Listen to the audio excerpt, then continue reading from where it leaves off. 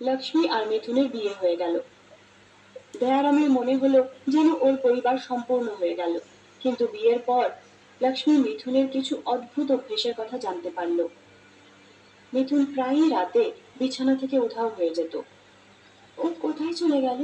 মিথুন, কোথায় তুমি? সকালে যখন লক্ষ্মীর ঘুম ভাঙত তখন মিথুন বিছানায় থাকত।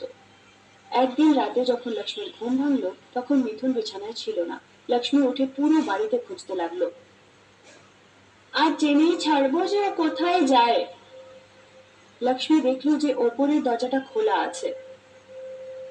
লক্ষ্মী ছাদে গিয়ে দেখল যে মিথুন কালু কাকদের মাংসের টুকরো খাওয়াচ্ছে। মিথুন, এসব কি করছো? আর এই মাংসের টুকরোগুলো কোথা থেকে এলো? মিথুনের ওপর লক্ষ্মীর কথার কোনো প্রভাব পড়ছিল না। লক্ষ্মী মিথুনকে ধরে নাড়া দিল। মিথুন, তুমি কি আমার কথা শুনতে পাচ্ছ? পাগল তো হয়ে যাওনি? নিচে চলো। মিথুন লক্ষ্মীকে জোরে ধাক্কা মারল আর ভয়ঙ্কর আওয়াজে বলল, দেখতে পাচ্ছ না আমার ভাইদের খাবার খাওয়াচ্ছি, মাংস শেষ হয়ে যাচ্ছে, এখন তোর মাংস কেটে ওদের আমি খাওয়াবো। মিথুন যেই লক্ষ্মীর দিকে এগোলো, লক্ষ্মী উঠে নিচে পালিয়ে গেল। লক্ষ্মী ওর মা বাবাকে জাগালো। মা বাবা ওঠো, জানি না মিথুনের কি হয়েছে, ও অদ্ভুত রকমের কাণ্ড করছে। দয়ারাম ওর মেয়ের সাথে ছাদে পৌঁছলো, কিন্তু ছাদে কেউ ছিল না, না কাক ছিল না মিথুন। সবাই নিচে নেমে এলো, আর ওরা দেখলো মিথুন বিছানাতেই শুয়ে আছে। লক্ষ্মীমা, মিঠুন তো এখানেই ঘুমোচ্ছে, তোমার হয়তো কিছু ভুল হয়েছে, তুমি গিয়ে বিশ্রাম নাও মা। পরের দিন মিথুনের ব্যবহার নর্মাল ছিল। লক্ষ্মী ওকে গত রাতের কথা মনে করানোর চেষ্টা করছিল। তখন মিথুন বলল ও কিছুই মনে নেই। সেদিন রাতে মিথুন আবার উধাও হয়ে গেছিল।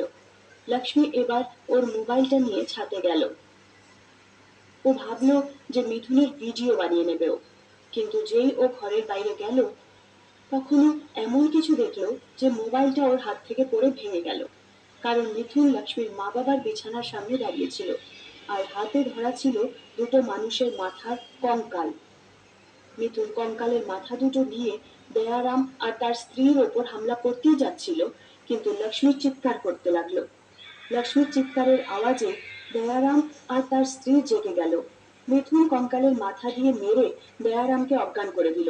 তার আগে যে মিথুন লক্ষ্মীর মাকে অজ্ঞান করত, লক্ষ্মী পেছন থেকে লাঠি মেরে মিথুনকে অজ্ঞান করে দিল। লক্ষ্মী দয়ারামের মুখে জলের ছিটে মারল। দয়ারামের জ্ঞান ফিরে এলো। তারপর সবাই মিলে মিথুনের হাত পা বেঁধে ফেললো। কেসরি খানকে ডাকো, কোনো ভূত প্রেতের কাণ্ড হবে এটা। আমি যদি আগে এসব জানতাম যে এই ছেলেটার কোনো সমস্যা আছে, তাহলে ওর সাথে তোমার প্রিয় লক্ষ্মী বিয়ে দিতাম না। কেসরি খান এক নম্বরের ঠকবাজ। যা হয়ে গেছে ওটা নিয়ে কথা বলা বেকার। যেরকমই হোক আসলে তো আমাদেরই জামাই। কেসরি খান ছাড়া আমাদের গ্রামে কোনো তান্ত্রিক নেই। ওকে ডেকে আনো। দয়ারাম কেসরি খানকে বাড়িতে ডেকে আনলো। তান্ত্রিক যেই ওর ভস্ম ওর মুখে ছুড়ল, মিথুনের জ্ঞান ফিরে এলো। ও একটা অদ্ভুত ভাষায় কথা বলতে লাগলো। কিছুক্ষণ কথা বলার পর মিথুন আবার অজ্ঞান হয়ে গেল। এই ছেলেটার শরীরে শয়তান আত্মা বাস করছে, শয়তান ওর বাচ্চা চায়, তাই ও তোমার মেয়েকে বিয়ে করেছে। শয়তানকে মিঠুনের শরীর থেকে বের করার কোনো রাস্তা কি নেই? রাস্তা তো আছে, কিন্তু সমস্যাটা হলো যে শয়তান এই শরীরে ছোটবেলা থেকেই আছে। যদি ওর শরীর থেকে শয়তানকে বের করে দেওয়া হয়, তাহলে এই ছেলেটা ওর আগের জীবনটা ভুলে যাবে। বলা যায় না পরে ও তোমার মেয়েকে নিজের স্ত্রী হিসাবে স্বীকারও করবে কিনা, সেটাই আসল ব্যাপার। আপনি মিথুনের শরীর থেকে শয়তানকে বের করে দিন।